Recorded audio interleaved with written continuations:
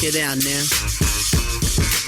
It is the Beating the Book podcast for October 9th, 2025, live from the Sirius XM studios, the swanky Sirius XM studios at the Wynn Las Vegas, our home away from home. I'll call it our permanent home. Not going to be here for the next couple of weeks because we get evicted for a couple of weeks, but we'll be back after that. In the meantime, we are here for this week, week 6 of the National Football League. As always, by the way, these pillars of the show, the staples of the show, whichever word you want to go with. Todd Wishnev from his mom's cork attic in Pittsburgh, Pennsylvania, at T Wishnev on Twitter, looking as purple as ever. How you doing, Toddy? Well, I'll tell you how I'm doing. If it's 3rd down and 8 and you're winning 21-19, are you actually winning in the National Football League? The answer is no.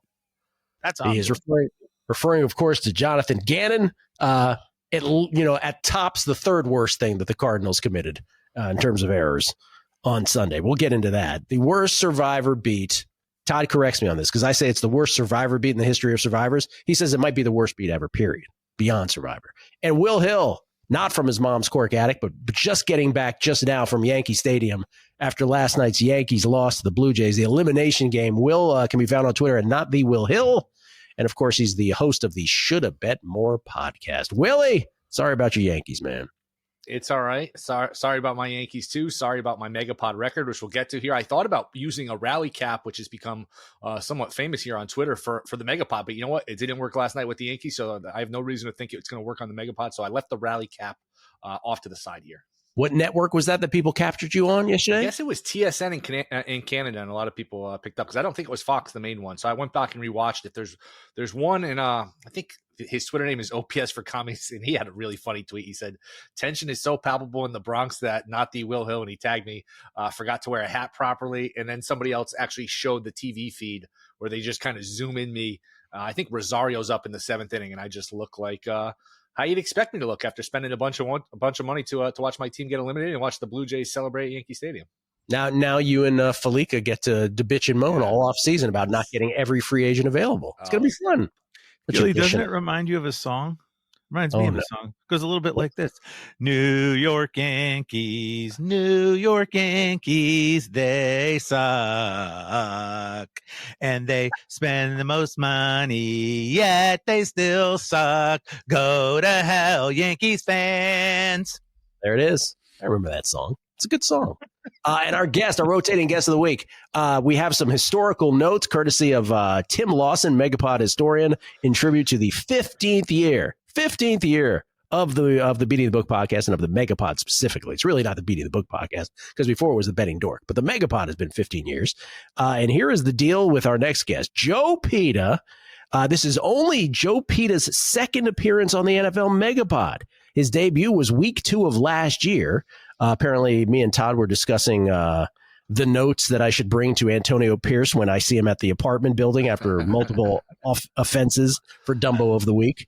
That's what we're talking about on that episode. Joe brought a fun bit to his first episode by introducing a faux sponsor for each bet, such as the Master Lock Bet of the Week, the Otis Elevator Letdown of the Week, and I remember that Mop and Glow when you need to mop up your adversary. That was very solid by Joe. It was very solid. But that's just Joe on the Megapod. Joe had been on the podcast for years and years and years, all the way back to the Betting Dork, beginning on, you ready for this? And I'm curious if he would be able to guess this. Would you remember Joe Peta, everybody, author of Trading Bases, Moneyball for the Money Set, a man who comes from the finance world into sports betting, Trading Bases, Moneyball for the Money Set, the Joe Peta 2019 tour guide when he's doing golf analytics. What about the Joe Peta who used to go to summer football practice for Dick Vermeil? What about that guy? That guy? Joe Peta. Westchester, Pennsylvania's own. Yes. That's right. Can you tell the Dick is up and it is good. So were you first asking me, can I guess my first appearance? First appearance. I think I can. It was a baseball preview. We started with, I think, the American League, and it would have been in March of 2012. Wow. March 27th, 2012. Because I remember, Gill, we had some, I didn't really know you that well. That's right. We had some really good bits. I just enjoyed, talking with you so much, and it was so natural to play off your stuff. We had so much fun. We decided to do the other league the next week. That's right. And that started our I remember I saw your blog, your Squarespace blog, somehow came across back when Twitter was a beautiful place. It came across and I started reading it. And I don't know why I decided to read it, but I was like, I'm going to read it. And I was like, who is this dude? And we turned out we both lived in San Francisco, and the rest was history. What was Who won the World Series that year, Gill? I think it's a coincidence. It's a wild coincidence that you bring up 2012 that a team swept the World Series. Who was that? It was an even year, wasn't it? You know what that means. San Francisco Giants, just the second of 3 straight even years, I believe. That was the World Series that year was not the Rangers one, was not the Tigers one. The one in the middle. Was the Tigers one? Was the Tigers one? 2014 was the Royals. They swept them. Romo struck out Cabrera to end it. I lost the point. I had Tigers series pretty big that year. I thought the Tigers pitching was going to carry him through. I overlooked the Giants' magic. That was one of the greatest. Johnny Detroit flew me. I flew myself, but he got me a ticket. We had a thing where if the Tigers won their division that year, he would be so happy that he would fly me to the World Series if the Tigers and the Giants played. And sure enough, I was in Vegas, game 4, the clincher. He flew me out to Detroit. Never slept in Detroit. Got there, flew back to Vegas, went straight back to the airport. That's awesome. Now I did. Thank you for the introduction. And the MegaPod historian is amazing. And because you have this beautiful studio, I thought that you probably need sponsors again. So I will have sponsors for the picks, but I also have a sponsor for my appearance. My appearance is brought to you by America's Municipal Golf Courses. Municipal Golf, where 3 good friends get together for a weekly hang, only to be forced to add a fourth, usually that weird guy in jorts picking balls out of the lake. Joe Peta, brought to you by America's Municipal Golf Courses. There it is. Jorts. I like it. What was the other thing we were just about to ask? I was about to ask about the first date you were on, and then what was the second thing we were about to do? And then we got distracted. Oh, the Dick Vermeil. Dick Vermeil. Yeah, just briefly, the Eagles training camp. My dad was a professor at West Coast University. The Eagles held their summer training camp there. When I was 16, I worked at the camp, and I used to shag balls for Tony Franklin. And then was at one point Dick Vermeil challenged the defense after he challenged the special teams to make an extra point using me as the kicker. And I, in a phrase that has never been used to describe an NFL kick before, I tucked an extra point into the bottom corner of the goalpost to make that. I believe Max Runniger. It was either Max Runniger or Joe Pisarcik, but I think it was Max Runniger was the holder. But was it Vermeil's point was to show how easy it should be that you can pick up anybody from the crowd to make an extra point? He was pissed at Tony Franklin and the other kicker they had both had 2 extra points blocked in a row, and he stormed over because you were in different pods, and he stormed over to the special teams, and he started screaming at them. Anybody could make an extra point, even that guy. And that was the question. Get in here and make an extra point. We're bearing the lead. Did he make his extra point, Joe Peta, with a shoe on, or with in the lower corner? No. Did he make the extra point with his shoe on or off? Now that's Todd.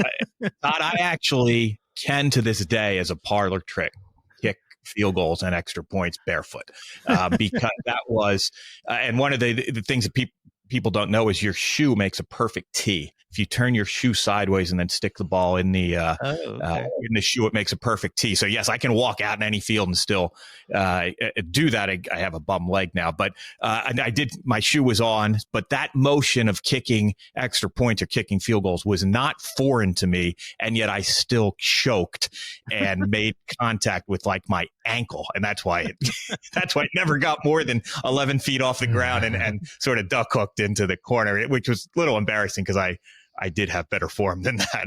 I just want to say this to you, Joe. Thank you for telling that story on prompting, whereas this Schmendrick Todd Wishnev barely would tell his Yom Kippur story last week. It was very disconcerting. I'm just concerned about the audience getting audience fatigue. Sometimes you have to worry about the audience, Fezzik. It seems unrelated to this, but okay. Sure. Take a random stray. Fezzik, poor guy. All right, Todd, the records. Well, we'll go to the records, and I do have a public apology to make to my good friend Gill Alexander, because last Monday night we were watching, if you remember correctly, both Cleve TA and me went with the Jags plus 3.5, and Gilly went with the Kansas City Chiefs minus 3.5 in a mono throwdown, and I texted on the thread, okay, Gilly tightens up the Megapod when the Chiefs had a 14-0 lead. And it wasn't me trying to pull a Fezzik and trying to, jinx you and bring Hashem from the lower parts of Africa to beat you, but it was a legitimate, I didn't think there was any chance in hell the Jags were coming back. Doesn't make it any better. It doesn't. Well, that's why I'm publicly apologizing. I'm publicly apologizing. And due to that, Gilly went 1-2 to go to 6-9 for the year. Whew, he is not looking great. His teaser record goes to 2-3. Everybody lost the teasers because of the Arizona Cardinal game, which I'm sure we'll get to. Willie the Thrill, 3-12 on the season. He is due for an absolute turnaround, folks, and he loses his teaser to go to 4-1. I went 2-1 to go to 8-6-1 and 1-4 on teasers, and the guest spot with Cleve TA going 2-1 goes to 9-6 for the small outright lead by half a game, and teasers 3-2. But in the main championship, I am 8-6-1 and Gilly's 6-9 for a bit of a 2.5 game trailing. So that's not because you got a 14-point play when Devin Lloyd went 99 yards with a pick. Don't worry, it hurt me too. I had Chiefs third quarter. I paid for that. Joe Peta, by the way, according to Tim Lawson, Megapod historian, trying to bounce back from a 1-2 performance last year but you nailed your teaser, he said last year, right? Tell Joe to take his shoe off. I have a question, and maybe I could just ask Tim this. So does Tim, anytime we have a guest, like he knows the guest and he goes back and listens to that episode, like how does he document this immaculately? That's exactly what he does. He's aware of all the Megapod stats, who's a guest when. Like he's like telling me about guests we've had on the Megapod that I don't even remember having on the Megapod. Yeah. He's like, oh, did you know Jeff Ma was on I was like, no, I didn't remember that at all. Tim also listens to Guessing the Lines on Mondays where we guess the lines and try to extract value, Todd. Who doesn't do that? Everybody does that. Dumbo of the week. There really isn't. Can I just have to say, it goes over in my head over and over. The two craziest plays in the history of the National Football League, the guy dropping the ball, then the interception, then the fumble into the end zone. But by the way, I'm not sure that guy even really survived the ground. You know, the whole survive the ground shticklock. But anyways, let's say he did fumble it into the end zone and it was a touchdown. I don't understand how these idiots. Please don't tell me, oh, these guys make $8 million a year and you're just some loser.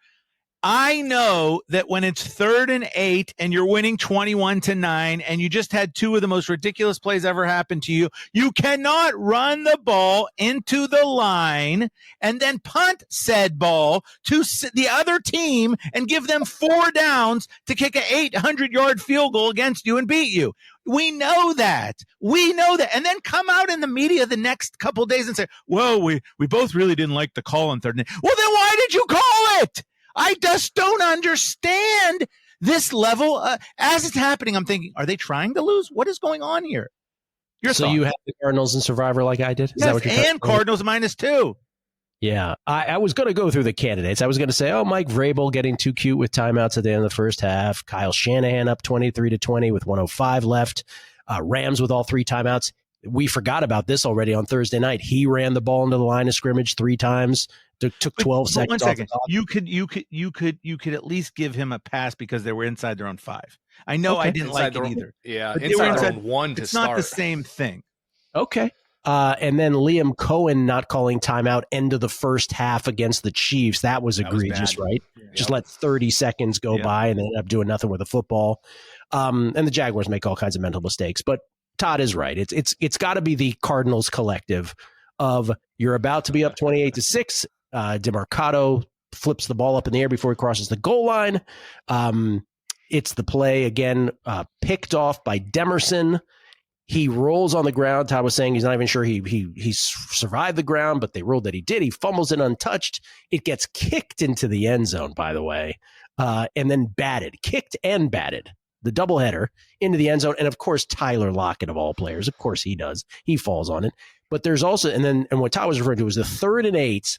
Jonathan Gannon, first and 10, second and 8, third and 8. Run. The 3rd and 8, Will, you were saying you didn't even have the audio. You were watching and you were in disbelief watching this on your phone. Was that correct? I was on the air as it was happening. I said, if he runs the ball here, he's going to lose. It was plus 170 live for the Titans, which I think some of these numbers at the end of these games are just flat wrong. To be plus 170 when you're down 2 and you're getting the ball back, and like Todd says, you have all 4 downs to work with. My jaw almost hit the floor when he ran the ball there. It's horrible. And I will say, Will Hill, while he might not have a good record currently on the MegaPod, he is outstanding at those late game plus money juicy balls right there, where he just jams it right up in there. I asked Gill this, Todd, and Joe. I guess you could jump into it. Would you? I guess it's hard to say when DeMarcado was running in, but what did I ask you, Gill? Would you have taken 200-1 on the Titans? I guess when the Cardinals were up 21-6, and Gill said no. I mean, no. I wouldn't have. What number would you have needed to take the Titans on the money line when it was 21-6 at Arizona ball? You mean as they were running? As he's running in. 200-1 wouldn't have been enough. Let me ask you guys about the question at the end of that game, because I had no Arizona Survivor exposure. I was, hoping tennis, and again, I'll give you, Gill, the tennis let that you gave me last night. Yes. I apologize. A little full apology in advance. So I was rooting for Tennessee. Did you think Tennessee should have settled for the field goal down at the goal line, or because they kneeled, they took the ball back from the 1 to the 4 or something? I thought Arizona would have let them score if they would have ran it in, and I thought they should have. I did not like relying on Joey Sly to. He almost missed it too. I thought live. Yeah, but did he sneak that in? Speaking of, what was the term you used, Joe, of tuckering it in or whatever? He really snuck that one in. Yeah, he's probably lucky that was shorter than an extra point, because an extra point would have gone wide right? If there was any more distance needed for that. I thought they should have run it in. I did not like settling for that field goal in the last 20, 35 seconds. I'd have much rather been up 5 and kicking off with 25 seconds left than putting it all on that kick. Not to mention that when they got it to 21-12, he kicked the worst extra point I've ever seen in my life. Like, it was wide right by the width of the goalpost to the right. So, and that's when we knew we were all safe. Arizona, we were going to survive the DeMarcado disaster, 9-point lead. Thank God we're not going to lose Survivor on that, because we're good. We're up 9 and it's the Titans. There's no reason to worry. There was one other play before the DeMarcado flip when it was in the third quarter. It was still 21-6 or 21-6, I guess, at the time. And, field goal range at the minimum, short field goal range for the Cardinals. They're in shotgun, and Kyler Murray gets the ball snapped into his face. And not only gets the ball snapped into his face, but then acted like Mike Tyson punched him in the face. The ball was sitting there 3 yards and 4 yards in front of him. And he's like looking at it like, well, I'm not going to pick that up. It was ridiculous. What were we watching? It's funny because Willie texted when it was 21-12, right before the interception debacle touchdown thing. He texted Titans plus 6.5, which is a really good bet at that point, because the Titans are likely to try a field goal. They're down 9 if they're stuck on 4th down. So I was thinking, yeah, that's a good bet, except what if Cam Ward throws an interception? And then as Cam Ward throws the interception, I'm thinking, God, I'm so smart. Willie's such a doofus. He didn't even realize. And then, of course, look what happens. They kick it into the end zone, and Willie's 6.5 was as golden as can be. I mean, Joe's still in it, though. You got 4 survivors left and then 2 that you're not in control of in addition. That's right. I have 4 of my 6 that I control, and then I subcontracted out 4, and 2 of those still exist. And so I heard there's one guy, I think Drew Dinsick and Andy Mauer were saying on their Deep Dive podcast, there's one guy or one group with 10 entries, all 10 still left. I don't know if that's right, but I think that's what they said on one of their podcasts the other day. Yeah. I was telling Gill another really interesting tidbit. You probably noticed last week one person took the Titans actually as the pick. So I went back and looked at who it was and looked at his history. It's his only entry. It's been his only entry. And the first 4 weeks, there was nothing strange about his picks. I really wonder if it was a mistake. Gotta be a mistake. And he chose the losing team. He picked the team to lose instead of to win. Because it doesn't fit with any of his other picks. And like I say, he's only ever had one. So it's not like he was, doing some right.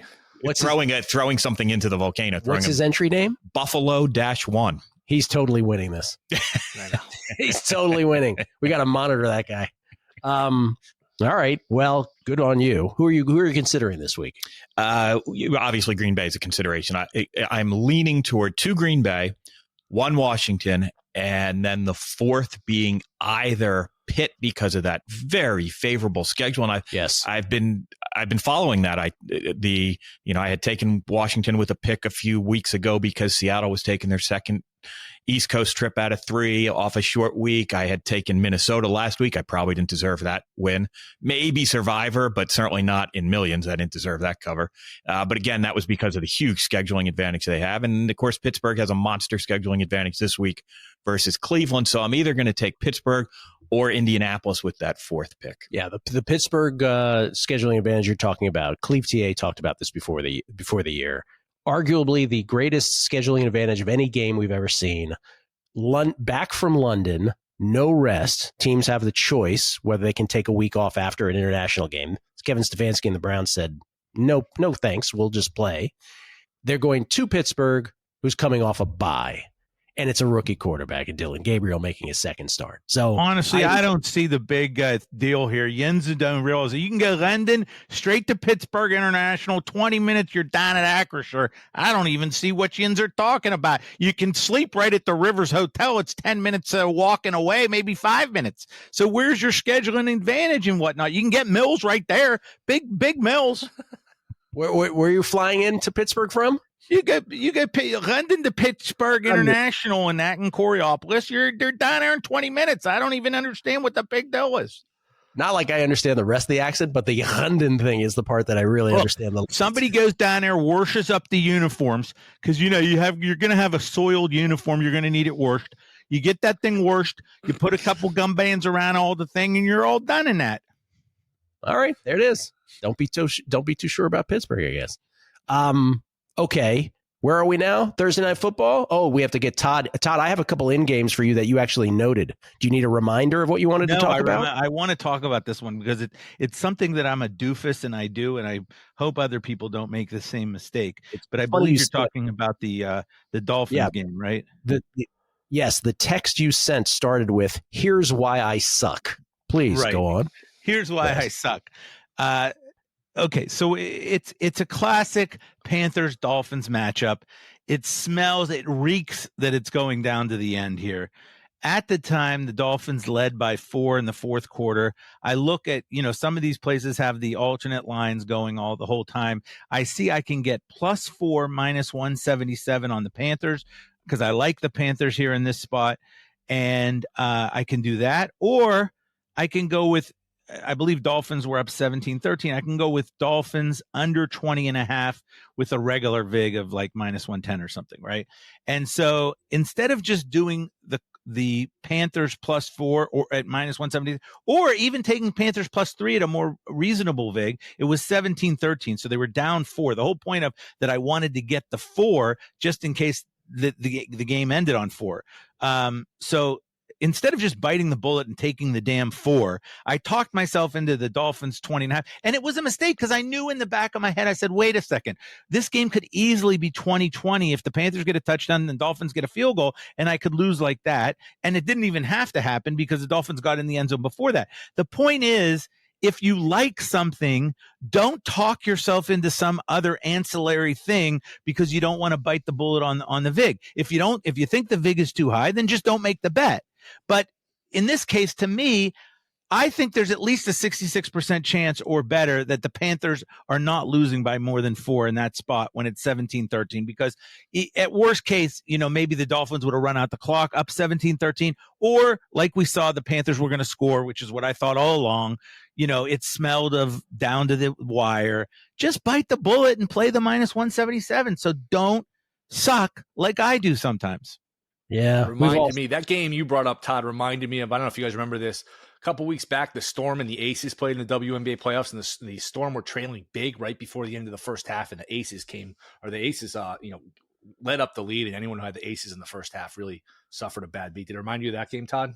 Are you talking about the game where I had -1.5 in the first half, up 45-37 with 1 minute to go? Because if that's what you're talking about, I know exactly what you're talking about because it was a 7-0 run in the last minute, including a steal after the basket. So, and a 3. Whatever. I don't even want to talk about it. What's so great about that? That for the first 20 seconds of that, I was like, oh, Will's really making a good point here. I wonder where he's going with No, this. he's just trying to stick it to me. He loves sticking it to me. That's his whole thing of life. How can I stick it to the fat guy?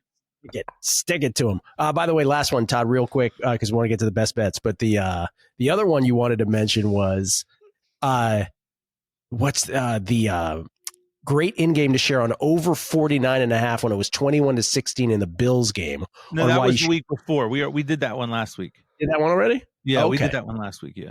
Okay. All right. Which brings us to our best bet, starting with Thursday Night Football. Do you have anything in Thursday Night Football? I do. Oh, yeah. Okay. I got to play for Thursday night. Joe Peta and his Eagles at the Giants. Right. Eagles at the Giants. Todd, or is it Will? Who keeps the official? What are we looking? I keep the official. Todd is the court stenographer and the official gatekeeper of the Beating the Book podcast. Joe. So spread and total, please. Here you go, Joe. There you go. What'd you say? What is he asking for? Spread and total. Yeah. Oh, spread. Oh no, we all decide on what the line is. I say the line is 7 and 40.5. What do you guys say? I say it is 7, and it is definitely 7. 7 is the is for sure the spread. 43.5. Yes. No, 40.5. 40. Well, I'm seeing. What am I looking at? Not 43.5. It's 40.5. Maybe you looked at the opener. Yeah, the opener was 43. It's now 40.5. 40.5. Okay. So I will be going under 40.5. I was hoping for 41. It was 41 at Circa this morning. But this pick is brought to you by the Spider-Man franchise. Spider-Man. You've seen this movie before. And that's what this Thursday night play is. Wow. It's the under on Thursday night. And especially if you remember, Thursday night unders are frequent, and it was especially true when all the Thursday night games were interdivisional games. And I think that's what we're going to get again here. And the logic really is, whimsiness of sponsorships aside, I'm going to try to raise the discourse here a little bit and quote, I think for the first time, and maybe our historian will be able to tell us this, I'm going to quote Nobel Prize winning economist Milton Friedman in this pick here. He has a description for what he calls the fool in the shower. And he describes that as central bankers who should implement monetary change slowly, allowing their actions to take effect. If they are impatient, then they end up like the fool in the shower, alternately freezing and scalding themselves as they're whipping the controls back and forth. I like that. And gentlemen, Milton Friedman's got some problems, man. Gentlemen, that reminds me of the Eagles' offensive game plan. From week to week, they are swinging to running focusing on we're going to get A.J. Brown touches, or, obviously we know now last week they ended up throwing the ball a tremendous amount after not completing a pass in the second half the week before against Tampa. So this week now, of course, the narrative is we got to get Saquon Barkley more carries. So they are just whipping between a two run-oriented offense to a two pass-oriented offense. And I suspect this week it is going to be run-oriented offense. So we're going to see more clock-killing drives. The problem with the Eagles right now, I think, is the offensive line. I don't think it's the skilled position players. I don't necessarily think it's the calls. I think the offense has been fairly well suited for the amendment they're seeing in the box and the capabilities of the offensive line.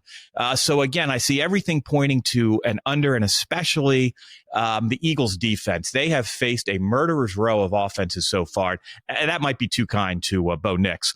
But the first four, look who that defense has faced, and they're still ranked, I think, in the top 10 for eighth for EPA per play. Yeah. And yet and that's not adjusted for opponent. So they have, they faced Dak Prescott. They've faced Patrick Mahomes on the road. They face Baker Mayfield on the road, and they face the Rams and Matthew Stafford.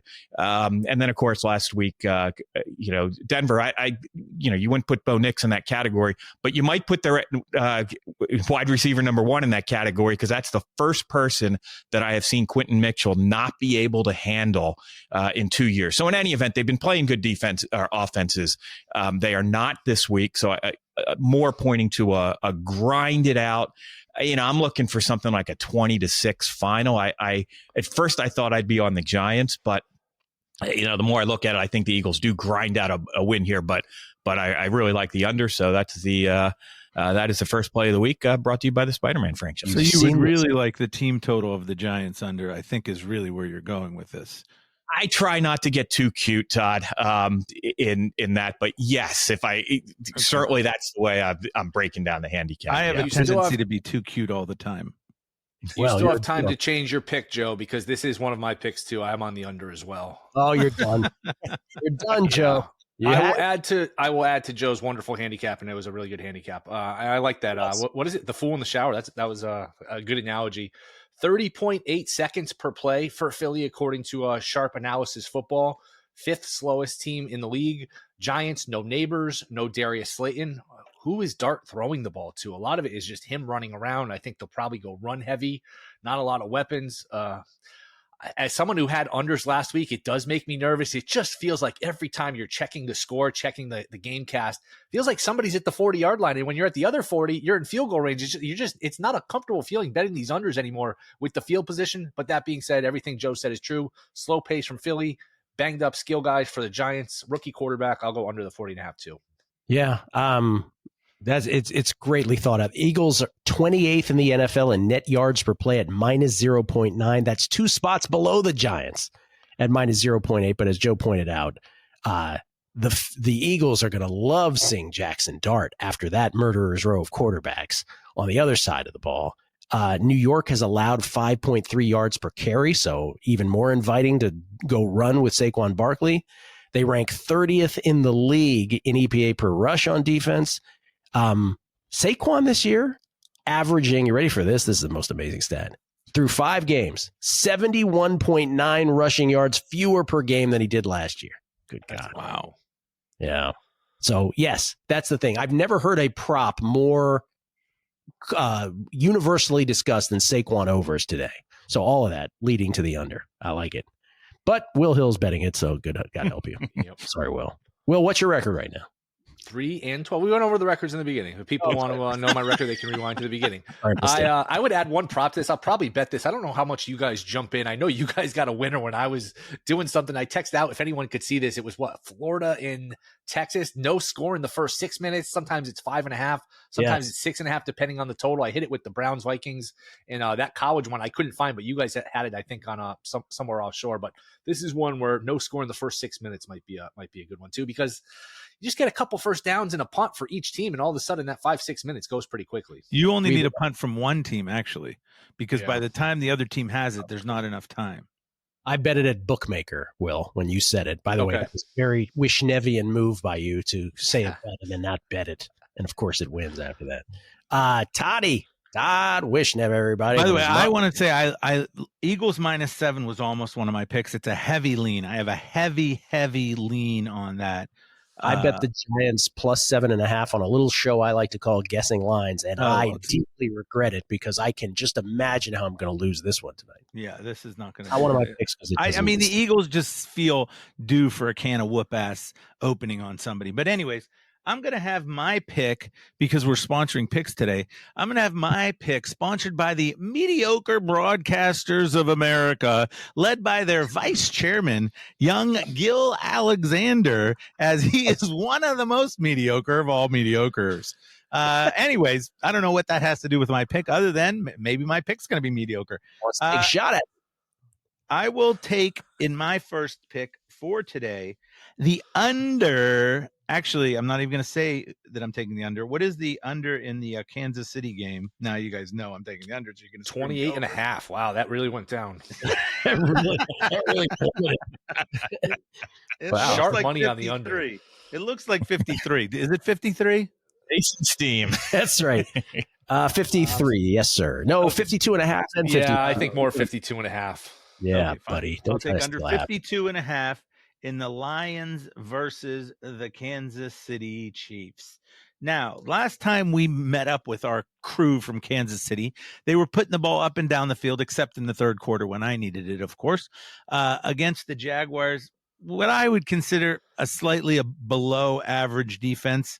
I mean, everybody pretty much moved the ball against the Jaguars, except really bad offensive teams. So I don't think that there's anything to get all like, oh, Kansas City's back with their big, high-powered offense. They also put the numbers up on the Ravens, but everyone's putting the numbers up on the Ravens. I think it's we still haven't proven. I still don't believe Kansas City can run the ball. And now if they're just going to throw the ball all over the place with short passes to like Kelsey and et al., people like him, I just don't see them doing it against what I would consider a better defense in the Detroit Lions. On the other side of the ball, I still think Kansas City is pretty good on defense, except Chris Jones when he doesn't seem to want to try when a guy is laying on the floor and he just stands there just watching. That was just unbelievable to me. I'm sure you guys saw that all over Twitter on the last play when Trevor Lawrence is laying on the ground and Chris Jones is just kind of standing in no man's land. He's doing nothing. Anyways, I still think that Kansas City is a defensive team. That's what this bet is all about, really.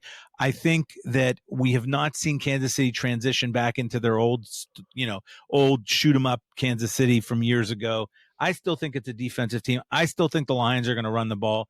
I still think 52 and a half is a high number. Give me under 52 and a half in the Lions, Kansas City, and let's hope for some 8-minute drives. That Trevor Lawrence touchdown where Chris Jones didn't move. Like a newborn horse scoring a touchdown. That's what it reminds you of. They keep stumbling, falling down. 2 for me, right? 2 for me. 2 for Gilly.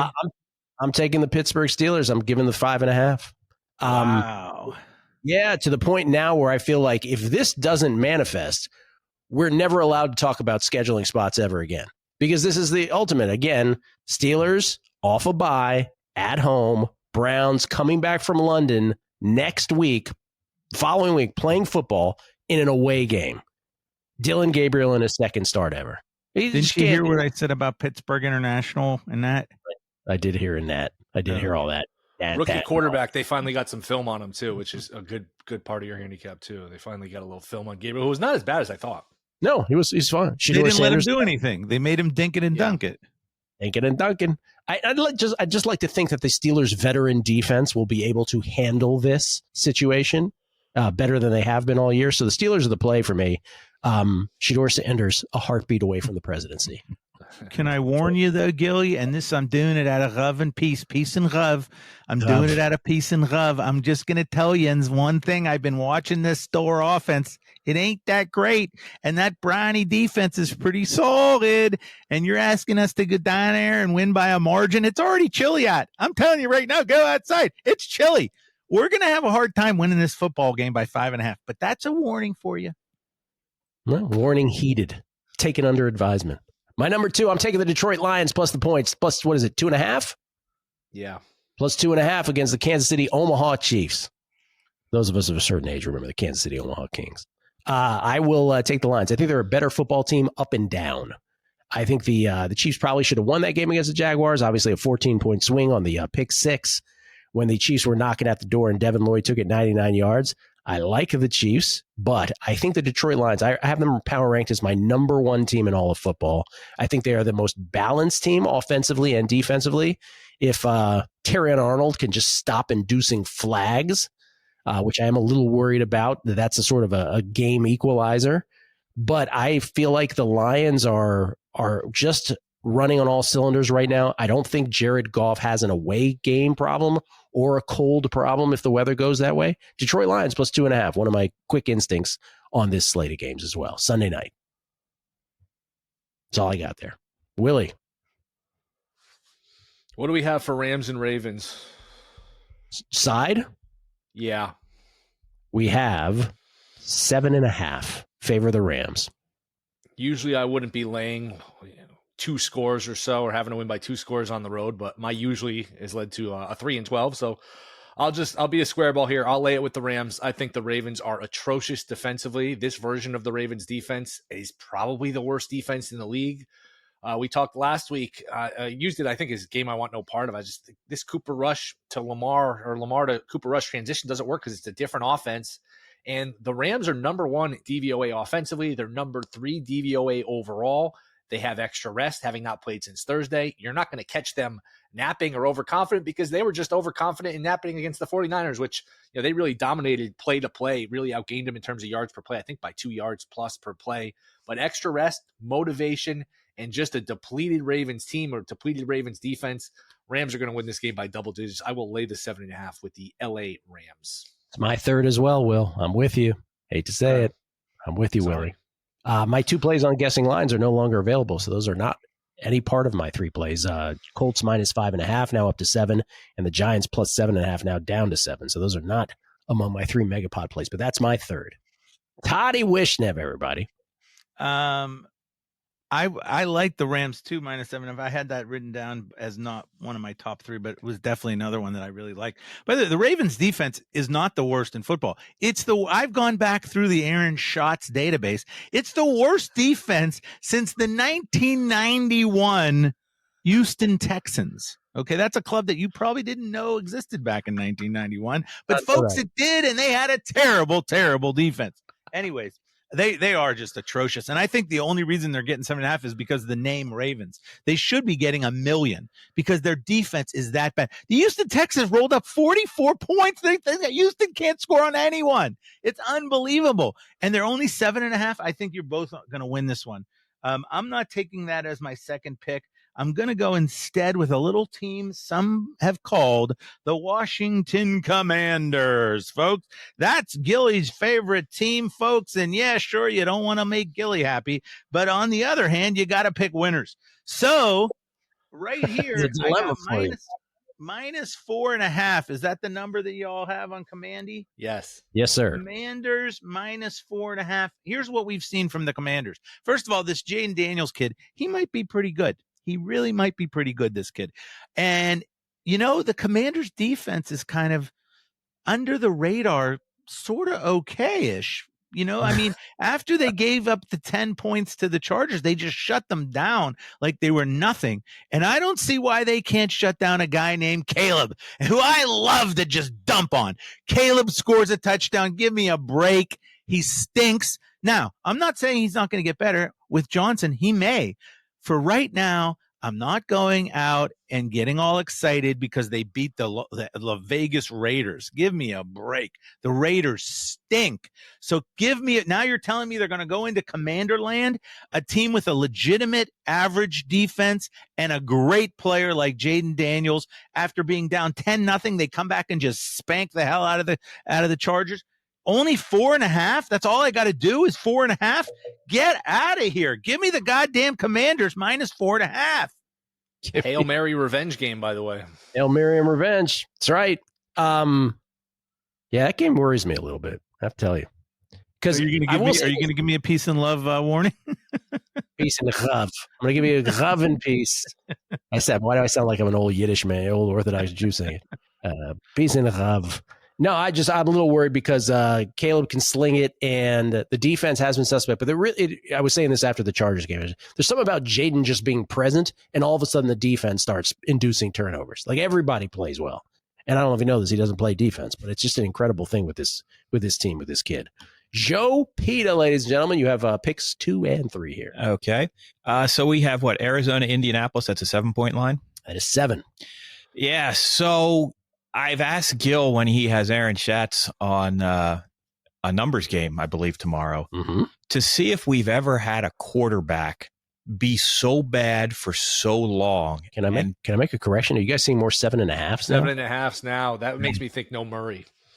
Nah, I think Kyler Murray might not be playing. Okay. So continuing that, I think this is a great question about priors versus what you're seeing this season. And I think this line is stuck somewhere in the middle there. If you really believe in Daniel Jones priors, 7.5 is probably too high. And if you truly want to throw those out, then 7.5 is probably too low. And I'm going to, when I look at Daniel Jones, I'm going with the getting rid of the priors and truly basing on what we've seen this year, which is really unassailable. And that's why this pick, the Indianapolis minus 7.5 points, this pick is brought to you by the New Testament. The New Testament, you talk about a resurrection when even your closest work colleagues have left you for dead. I think that really applies to Daniel Jones. About a resurrection. Did you see him on the podcast, Joe? Did you see him on the podcast saying that how they practice in the quarterback room is completely different and much more sophisticated than when he was on the Giants? Did you see that on Twitter? I did not see that. It's something. It's certainly something. I just can't believe how much he's turned around in accuracy, mistakes, etc. So yeah, and then the only thing I'd add to that is, and you touched on it with the Hail Miriam. I was trying to think of teams with hangovers, right? And what happens after they truly give away a game with gaffes. And of course, we might, as you mentioned, the game last year with the Bears. And that wasn't just that they lost on a Hail Mary, but you may remember that there was a player who was ignoring the play and mocking the crowd. And he was one of the last lines of defense for the Hail Mary. And of course, we know what happened after that. The Bears lost 9 straight games and everyone was fired. If we go back to the Miracle of the Meadowlands, 1978, the Giants lost their last 4 games. Everyone was fired after that gaffe. So I think there's an Arizona hangover here too. So yeah, the Indianapolis is minus 7.5 is play number 2. For play number 3, as we mentioned at the beginning of the show, I went 1-2 last year. The one that did hit, that sponsor has graciously agreed to come back. So this is pick number 3 is going to be the Otis Elevator letdown game of the week. Wow, they bought again. They bought time again. Because they got it. They hit it last year when the Vikings won outright as a home underdog versus the Niners. This year, the letdown play of the week, the letdown game of the week, is going to land us on New Orleans plus 3.5. If I got that right. Saints. Oh, I don't know if it's 3.5. Is it? Yeah, 3.5. 3.5. So you got New England off a huge win on Monday night. Finally beat on the road. They beat their division rivals. They get a short week now, continuing on the road down to New Orleans. I have not thought that New Orleans is that bad, as certainly as they were projected. I'd feel a little happier if that win last week didn't come from, winning that turnover battle so decisively. But I do think this is a letdown spot, a real big letdown spot for the Patriots here. I think we know that the biggest letdown spots are always out of conference games on the road. Those are the losses that mean the least when it comes to standings and tiebreakers at the end of the year. So yeah, I'll take the New Orleans Saints plus the points. I love the sponsors. Talk about a resurrection. The best part, the underrated part about Cosell was the weird laugh. He'd be, Jesus, at the 50 to the 40, pitches it back to Paul. He goes the rest of the way. Joe, I'll give you another collapse that led to a further collapse, and this is one you'll remember. I'm surprised you didn't bring it up. I thought you were going to when you mentioned Eagles-Giants, the Deshaun Jackson punt return game. Yes. Where the Eagles were down 21, I think, in the fourth quarter and won it in regulation. Giants got blown out next week by the Packers. I think they actually ended up finishing 10-6, but missed the playoffs. That was one that was just a stunning. Oh, that is a good follow-up. And I have to throw in Gill because of our age. Yes. As long as you mention Howard Cosell, my favorite Howard Cosell mention ever, of course. It has to do with the many interviews he did with the great Muhammad Ali. And my favorite one is where Cosell was pontificating, and he starts saying to Ali, there are a lot of people that say you're this, you're that, you're truculent. What do you say to that? And Ali says, he just looks at him. He said, I don't know what truculent means, Howard, but if it's good, I'm that. Yeah, I don't know what truculent means, but if it's good, I'm that. It's so quick. Muhammad, always with a quip. Oh, wait, so we didn't ask that thing. So what we'll ask this, because Joe is what I'm going to ask Aaron Schatz tomorrow to try to give a comp for Danny Dimes is, and I'll let you say it, Joe. What is the? Yeah, has there ever been a quarterback who had so many consecutive years of abysmal negative DVOA rankings. I think the best he did was in his fourth year, he got to average, and that's what got him his rookie contract extension. And then he went back to below average / abysmal for the 23 and 24 seasons. And of course, right, the team just, they cut him last year. I don't know if we've ever, Darnold is maybe somewhat of a comp, but he went to different teams. He got tutelage then from Kyle Shanahan when he didn't play for a year. And then he got that letter of recommendation from Shanahan to the Vikings in terms of, he signed off on this guy. He's, we like him.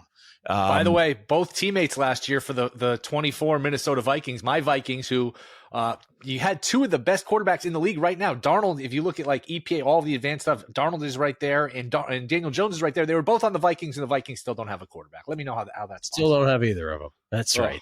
What about Billy Kilmer of the Washington Redskins? Yeah, there was 78. That's right. That's where he threw end-over-end passes, right? Yes, he did. A spiral was never seen out of Billy Kilmer's hand. Toddy, your final one. What do you got? Well, I looked at the board and I said to myself, what's a theme that I've been harping on, and I won with last week? A theme that I've been harping on is the Buffalo Bills defense is not good. And everyone gets a gigundous boner about the Buffalo Bills. And it's because Josh Allen is fantastic. Don't get me wrong. But there are two sides in football, Gilly. Josh Allen doesn't play on the defensive side of the ball. And I didn't see anything from the Buffalo Bills that made me think they're turning things around on defense against the Patriots, who I had +8 last week here on the MegaPod. Might have been 7.5. I don't remember exactly, but it was something like that. The point is, this Buffalo Bills defense, we saw them give up $1 billion to the Ravens the first week. We saw them give up $1 billion to some other team after the Jets in the third week. I can't remember exactly who right this moment, but they're not stopping people on the defensive side of the ball. They're winning games, sure, because they got Josh Allen. They do all kind of shenanigans and they win the football game, but they go up against a decent offense. How are they going to win by margin? It's exactly what I said last week, and they didn't win by margin against the Patriots. Well, they didn't even win the game. Now you're asking them to go into the Atlanta Mercedes-Benz Dome. Everyone knows it's a very difficult place to play at the Mercedes-Benz Dome. I believe I'm getting 4.5 points. Am I not? With the Mercedes-Benz Dome Falcons? Yes, you are. Yeah. You're getting 4.5. Yeah. You're giving me 4.5 points with the Atlanta Falcons. So you're telling me the Bills are going to go on the road, score a bunch of points, and then also hold the other team down. I don't see it. The Atlanta Falcons can be pretty, other than when they just lay a total stinker in Carolina, they can be pretty explosive. This Bijan Robinson guy, I don't know if you've seen him play, but this guy is quite an outstanding athlete. They've got a lot of action. Penix, I like Penix, and the Bills defense is just not that good. So you cannot expect the team to go on the road into a Mercedes-Benz Dome crowd and somehow get out of there with a 4.5 point lead. You could be down late, 10 points, and they put it in late on you, and you get the backdoor cover. So give me Atlanta +4.5. I just don't believe the Bills can win by margin with that defense. All right, we're gonna do a little game here. I'm gonna ask you all now to give me the team you think that will represent the AFC in the Super Bowl. Ooh. And we're on the count of 3, and I want you to say the team name, not the city, because I'm curious what everyone's going to come up with here. Wait, don't do. We're all doing it at the same time. We're all doing it at the same time because I want to. Okay, well, so give me a second to. Oh, we don't have to do it at the same time, or we do? We don't have to do it at the same time, I guess. Okay. But I think it's because I think of the NFC, you're largely going to come down on the Lions or Eagles, maybe the Packers, maybe one of the NFC West teams. I think the AFC is completely thrown up in the air. Buffalo has the schedule that will perhaps end them up with the number 1 seed, but I agree with Todd that I just don't see them as this great team. And now with Baltimore, with all the injuries, Kansas City's 2-3. I'm just curious what everybody thinks. Joe, who do you think right now? If I had to press Chiefs. I think that might be mine. I think the weapons are coming back. We're seeing the offense open up a little bit more. I think it's Chiefs for me too. Toddy?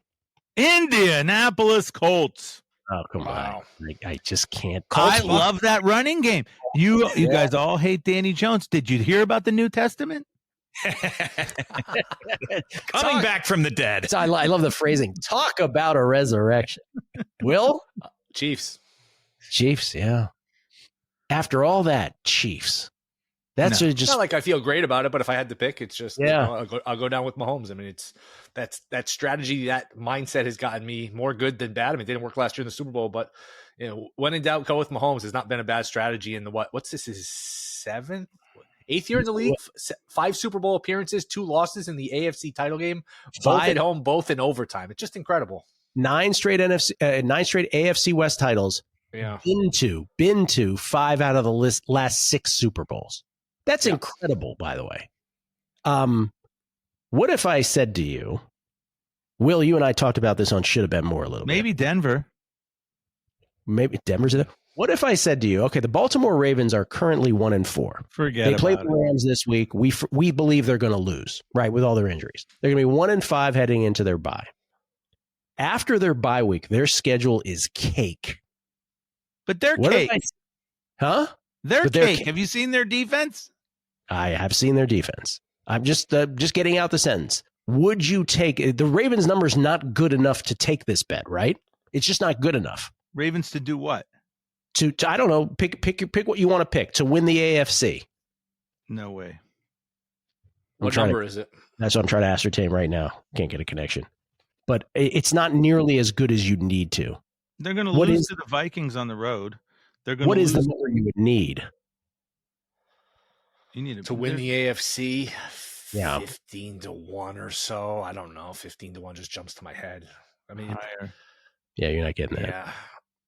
I mean, the one thing is you could really make it. I mean, they're still division favorites, so you could at least like paint a picture. They get their guys back on defense. You get Lamar back, which is obviously essential. And then you somehow win that division, which is not impossible. And you get a home playoff game. Then you're not in that scenario where you're playing all your games on the road, but I don't know, 15-1 to at least. But how do they don't have a defense, higher. Willie? I'm with you. I bet them last week plus 375 to miss the playoffs. I bet Steelers, which I gave out on the group chat, and I think on a numbers game in a bunch of different places, plus 250 to win the division. So I think the Steelers are winning that division.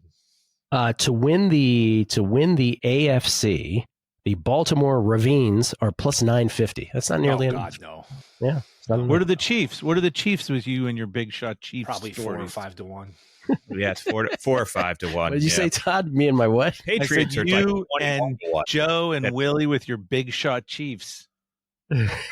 Buffalo Bills are the short shot to win the AFC plus 225. The Chiefs are next at plus 450. And your Indianapolis Colts, Toddy, are plus 750. Followed by the Chargers and Broncos, both at plus 850. Then the Ravens at plus 950. I would take a shot with the Broncos if it wasn't for the Colts, but I like the Colts. But I think the Broncos could do it too. The Broncos, you they hate just Knicks, went though. in. You hate Bo Nix. I hate Bo Bo Nix Nix more than you hate the Aces blowing first half spreads when they're up 7 and you're laying 1.5. I'm not a big Bo Nix guy, but let me tell you something. That defense is for reals.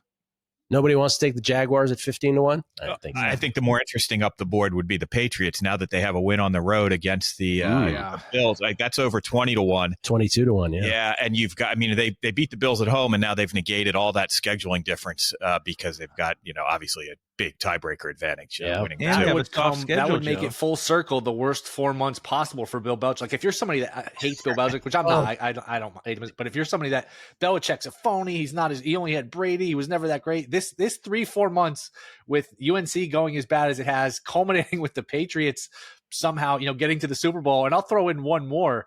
Mac Jones playing well in San Francisco. This is about as bad a 3-4 months for Belichick as you could possibly have. All those things, but not in the bedroom, Willie. Not in the bedroom. Don't worry, Will. Lombardi's got it all figured out, so it'll be okay. He's got it all figured out. Willie, your last play.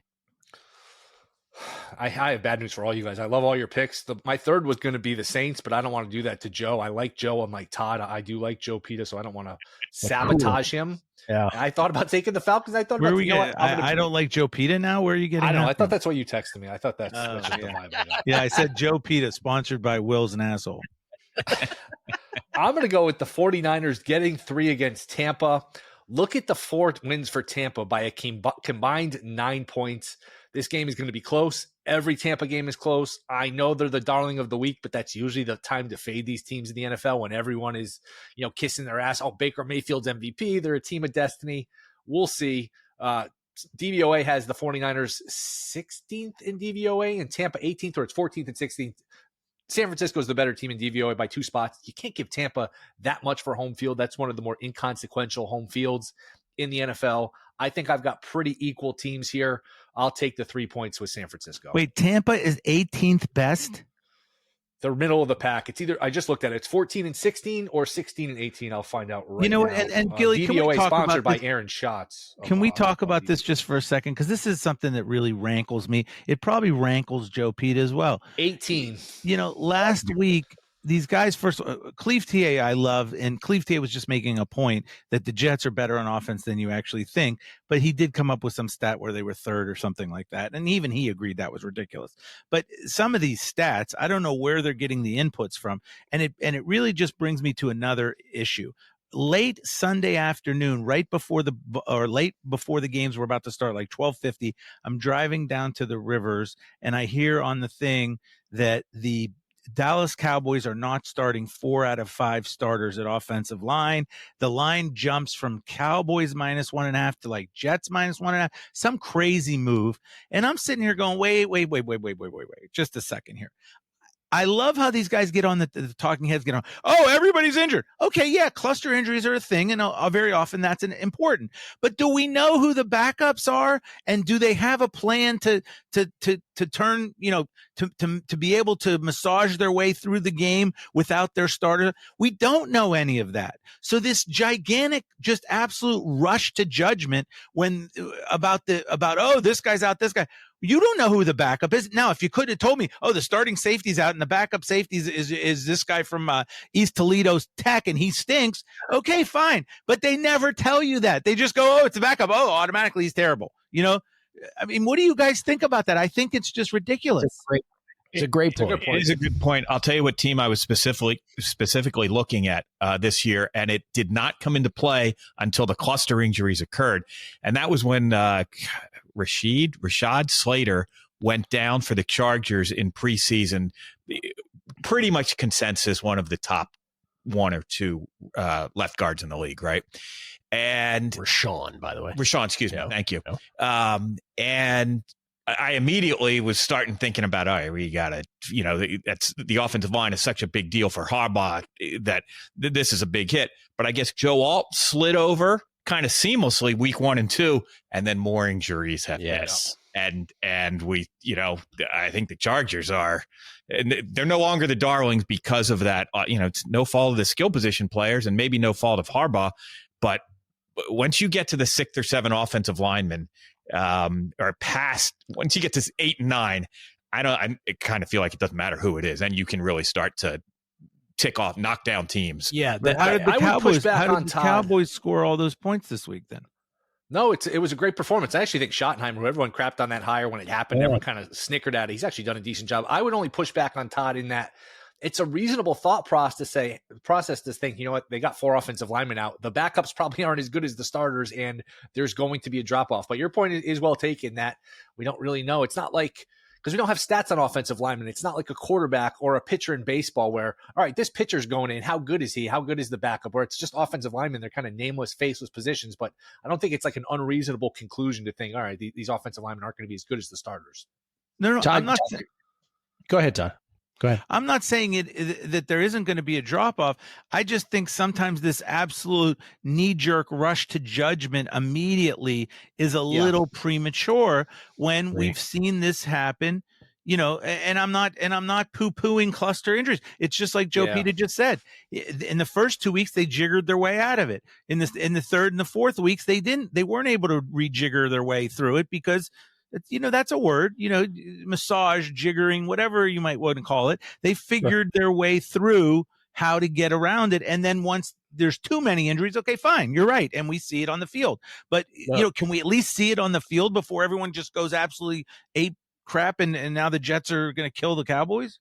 Well, you're right. There's an inconsistency, right? Because with Baltimore's defense, the same people who would say, well, I mean, they have so many many injuries on defense, of course Houston crushed them, would not then take past the comma and go, oh, but the Cowboys had this cluster injury and And it they were did work fine. out for them, right? So you're right. Without really knowing how many East Toledo Tech players they have, I believe was the school you mentioned, the Shofars, the Fighting Shofars of East Toledo Tech.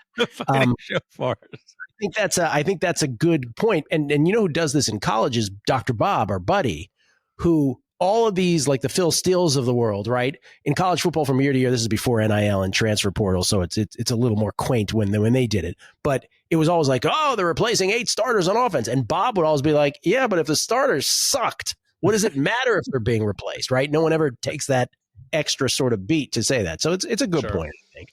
Yeah. All right, where are we? Teasers? Teaser of the We're week. up to the teasers, yeah. Teaser of the week. 2-leg. Joe, your favorite 2-leg 6-point teaser of the week is? Let's see. We don't have a sponsor for this, do we? I tried it. I think I started to mouth OnlyFans to you and you waved it off. So I'm sorry, Joe. Sponsored by no one. No, wait. What does OnlyFans have to do with a teaser? Because they tease you. I get it.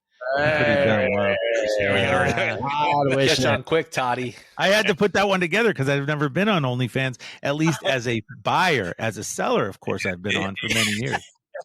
I see you had to Wikipedia the term to figure out. Okay, that's fair. That's fair. So yeah, my teasers. One is so square. Well, first I'll go to the non-square part. I'm going to tease up the Miami Dolphins at home.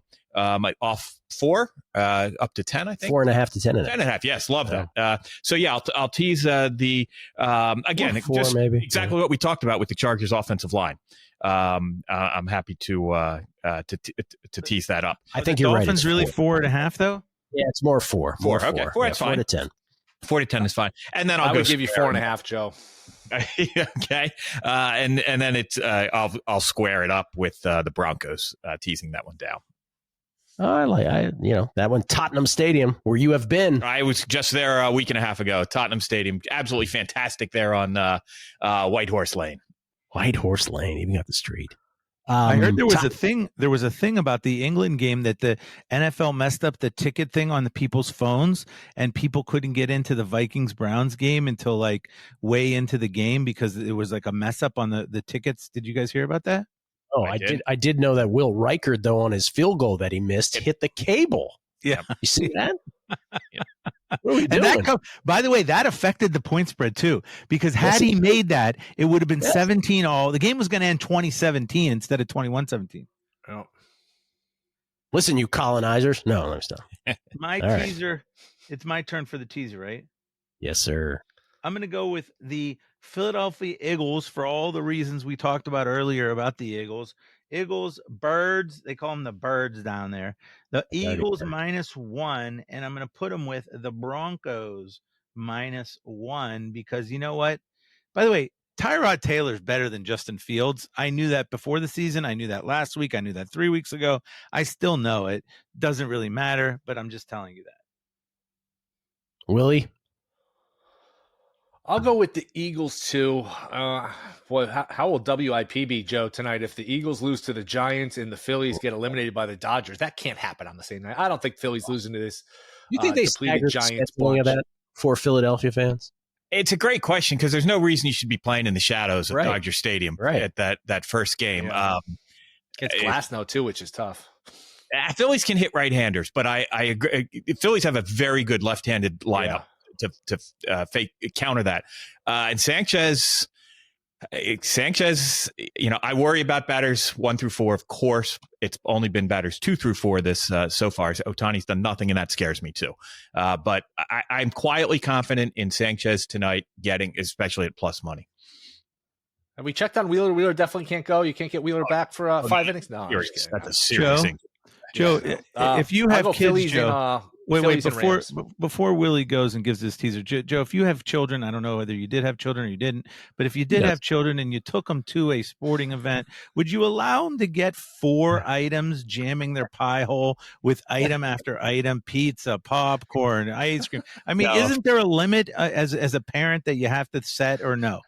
No, that's how you get them, especially because I had 2 girls. That's how I started getting them. It started with Stanford football games, and then that that oldest one, she's in university in London. I just took her to the Tottenham game last week. So, and she doesn't know whether a ball is inflated, wound, or stuffed with feathers. And yet she had a great time at the game because of the, because of the accoutrements that the pomp and circumstance. Yeah. Willie, go. You can give your teaser now. Philly and Rams. Philly and Rams. That's exactly mine. Now. Eagles and the ramifications. That's mine as well. All right, Todd, do your prop of the week thing. One big problem. Wait, I've got to write down yours. Yours is Eagles and Rams too. Yes. Okay. And I'm going Chris Boswell over 1.5 field goals made. It's so funny because a lot of the props are not up on Thursday when we do this. So that's what the problem with doing the props is, unfortunately. That's right. Is you just don't get enough of them up. But I was thinking about Boswell because you said that, and I was thinking this is the ultimate Boswell week. You got a Cleveland Browns team that is going to come in here with a good defense. Pittsburgh's not going to be able to get the ball in the end zone. This could easily be, 4 Boswell field goals. They get 12 off of that, a touchdown, 19-14 Steelers or something. So I think Boswell is a great pick this week over 1.5 field goals. Is Steve Bedrosian available today for the Phillies? Is he available? How about 2008 Brad Liggs? Yeah, I wouldn't be unhappy with that. Mitch Williams is. Oh, please. I get shivers. Again, especially because we could have that Toronto-Philly rematch World Series. I caddied for Steve Bedrosian, Gilly. Believe it or not. Did you really? Cy Young Award winner, Steve Bedrosian. Yeah. Oh. As a reliever, right? Wasn't he a reliever when he won it? Yep. Yeah. If Joe and I were talking about this on the radio side this morning, if the Blue Jays and Dodgers end up in the World Series, what is that line going to look like? That's going to be like value night after night on the Blue Jays, probably. Minus $3 for the series, right? No, that's too high. 230. So 300, Willie. 230 is cheap. In a best of 7. I don't know. Maybe I'm wrong. I don't know who had the better record. The Blue Jays probably had the better Blue Jays did have the better record, right? So Blue Jays would have home field. So yeah, maybe 250, 230, boy. No. I mean, the Blue Jays have some really good starters. Have you seen some of these Blue Jays starters they have?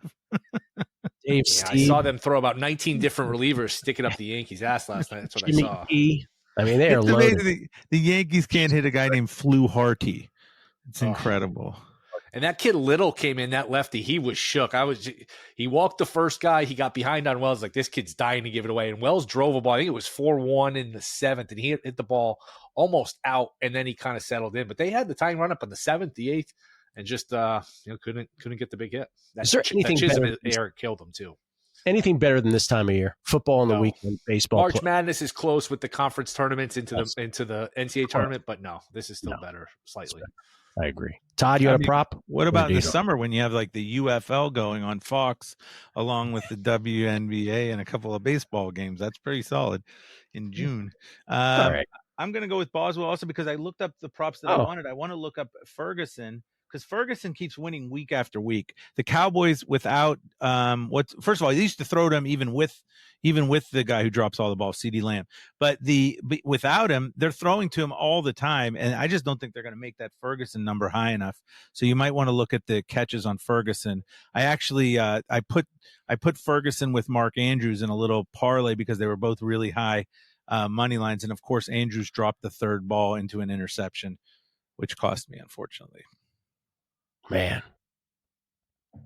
All right, Will, you want a prop or no? I can't decide between the two, so I'll just give both of them. Mason Taylor over 34.5. I gave this out last week. It hit 9 targets 2 weeks ago against the Dolphins, 12 targets last week. He's been in the upper 60s in receiving yards. I get this is a better defense against Denver, but nephew really of Joy Taylor, son of Hall of Famer Jason Taylor, he's starting to get more and more usage. So I'll go Taylor. What about his catches, Willie? If you're saying he's targeted 12 times, what is his catches? Probably 2.5, 3.5, something like that. Probably not a bad way to go either. But all it takes is one big one with the yard. So yeah. And I'll torn between that, and I think you'll like this one, Toddy. McMillan on the Panthers, 63.5 receiving yards going against that crappy Cowboys pass defense.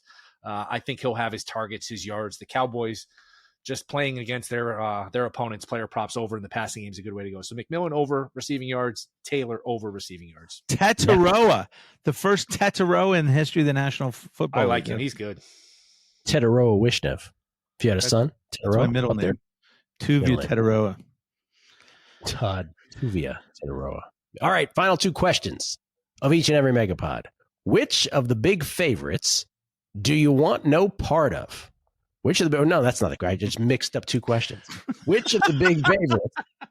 Which of the big favorites is the one most likely to lose outright? By the way, we got a couple of those right last week.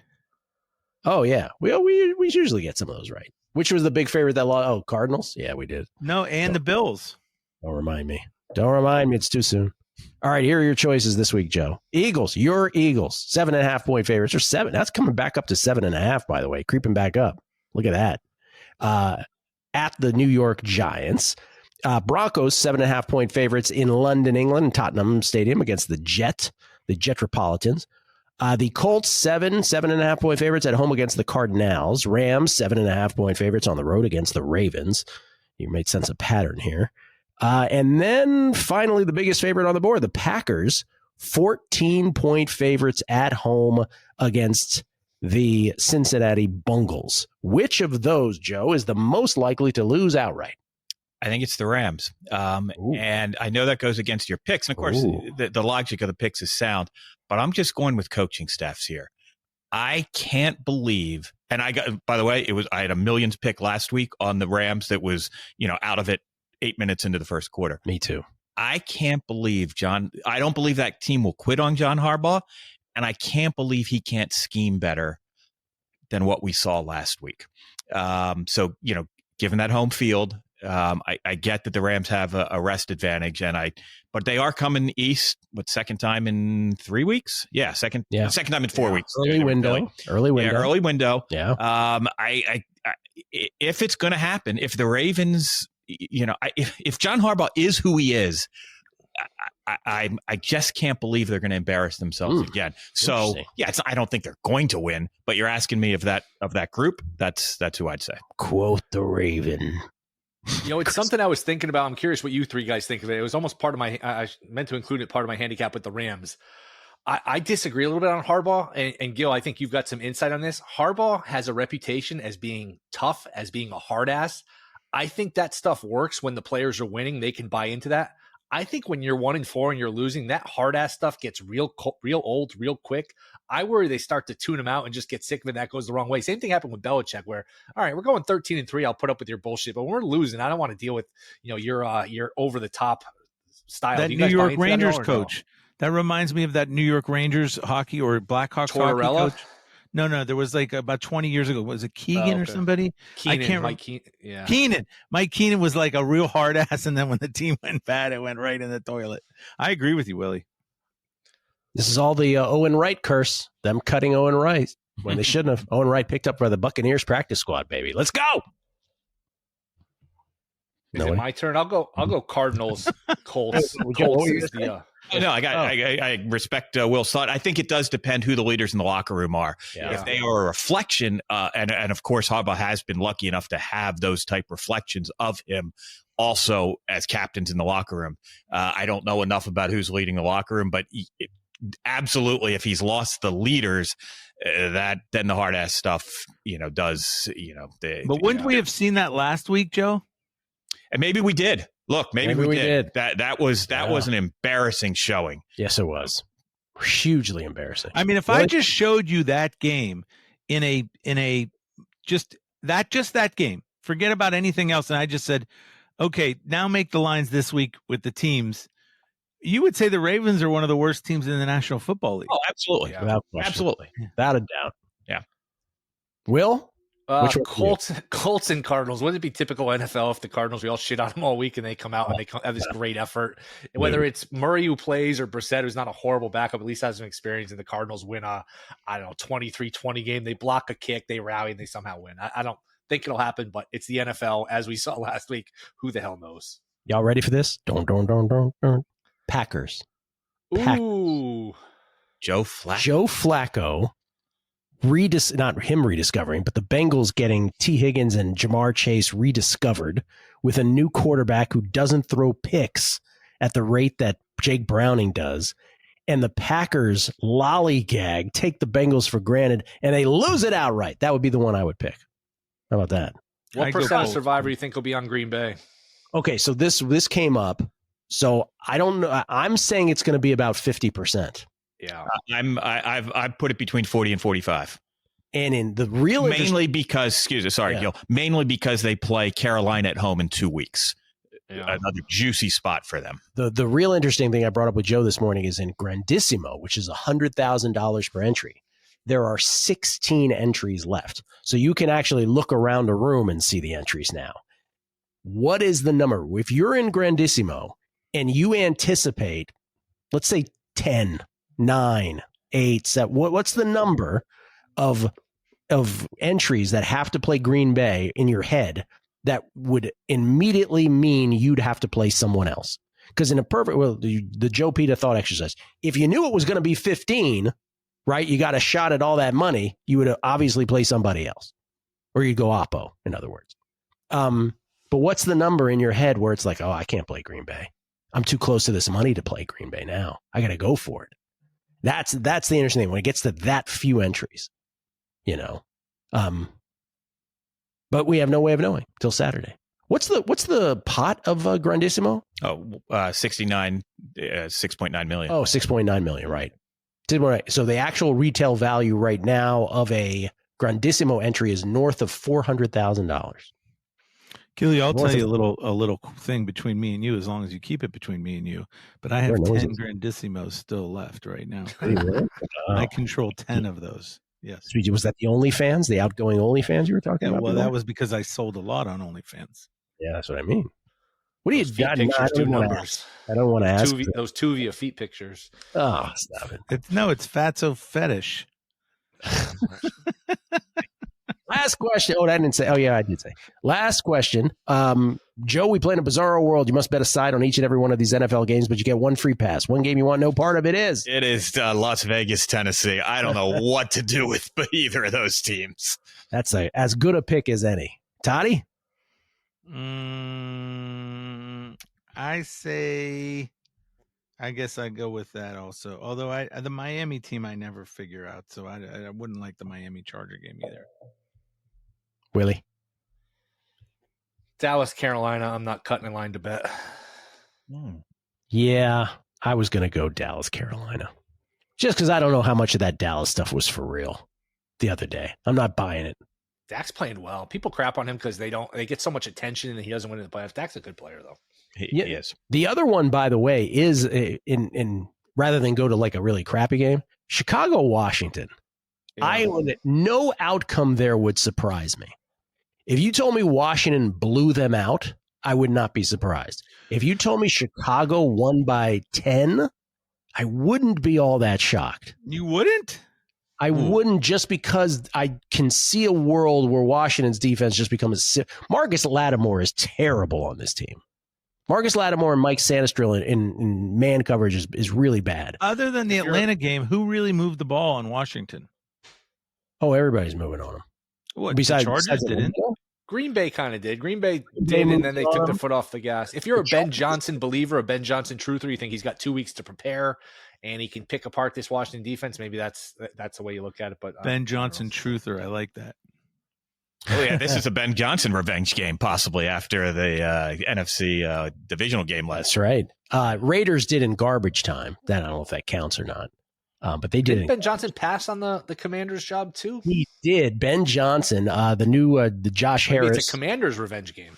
Josh Harris, they flew the legend goes that they flew Ben Johnson out to have an interview, and that Ben Johnson turned down the job because he thought that the organization was, quote, too basketball-y, because it was only Josh Harris on the Sixers, but Bob Myers was on the sort of advisory team, the former Warriors GM. Magic is a minority owner. So that's what the legend is, that he said that. Who knows if he did or not. Anyway, he ends up with Caleb instead of Jaden. Good luck to you. So there you go. Gentlemen, we didn't get that with Todd? What's your answer to this?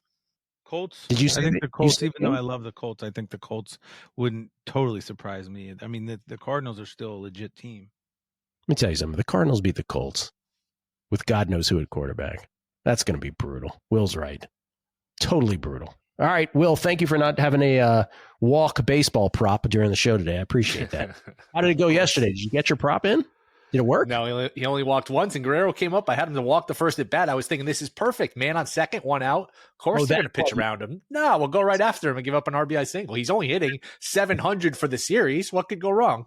That's why you keep harping on that. Don't you guys think he should have walked Guerrero? What about Jose Ramirez? Isn't Jose Ramirez in the game? He should be walking, right? Appreciate everybody listening. Joe Peta, everybody. Trading Bases, Tour Guide 2019 Masters. And we still get Moneyball for the money set on Amazon? Oh, yeah. The most amazing thing is that Trading Bases is still in print. Incredible. 11 years. It still sells some copies that who would have ever thought? Complete unknown when you had me on that first call back to the start of this show. When you had me on that first podcast, I had just signed a book contract to write the book. Yeah. Who would have ever thought it'd still be in print? It's amazing. Do you think you will write books in the future? I don't think so. I think I've hit. I think that was it.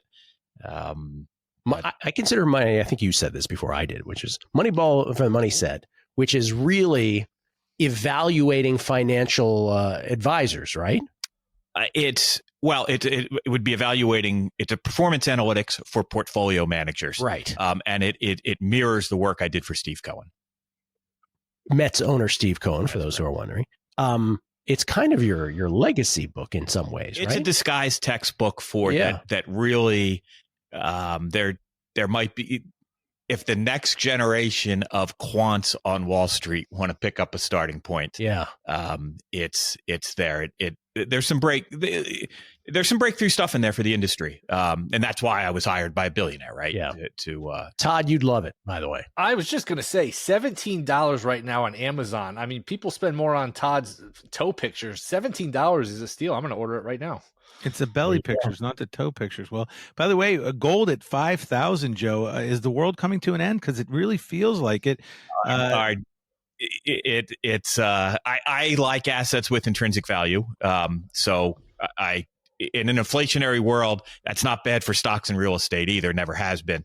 But yes, the gold and other assets, look, they make sense when you're running trillions of dollars of deficits and you're the world's reserve currency. And also what I've heard is that we're a Fugazi stock market with the 7 companies with AI, and every other company is masked with garbage. So I feel like America's looking a little Fugazi. I would take the world against America plus the points at least for the next couple of weeks. That's a pairs trade that has been a loser for hundreds of years. You won't get me to support that trade as I like to. I better not mention any single stock names just because of where I'm employed. But I know, I'm just kidding around, Joe. You look at those 500 companies that are in the S&P 500. Almost all of them make money every single day. Think of any of the consumer product brands that you use. So they're worth more at the end of the day intrinsically than they are at the beginning of the day. That's a tough trade to fade. Would you tease the world up on a 6-point teaser? You tease the world up. The only thing I was worried about was the U.S. economy looking a little Baltimore Ravens defensive-ish lately. That's all. That's all I'm saying. Now, maybe as the great Norm Macdonald once said when he was handicapping World War II, it was them against the world. Because the Germans picked. It was actually maybe plus 135 at points. I like how he goes, and the Germans picked as their adversary the world. That's right. Who did they pick again the next time? The world again. It was close. I don't know if you guys are history buffs. The more I hear about this Hitler, the less I care for him. I love the turn of the phrase. He is the best. The less I care for him. Funny. Gentlemen, thank you. Joe, thank you for doing this. Joe had other plans, and he stayed in town to do this here at the studio. Thank you for listening. Good luck with all your bets. Week 6 in the National Football League. Dun, dun, dun, dun.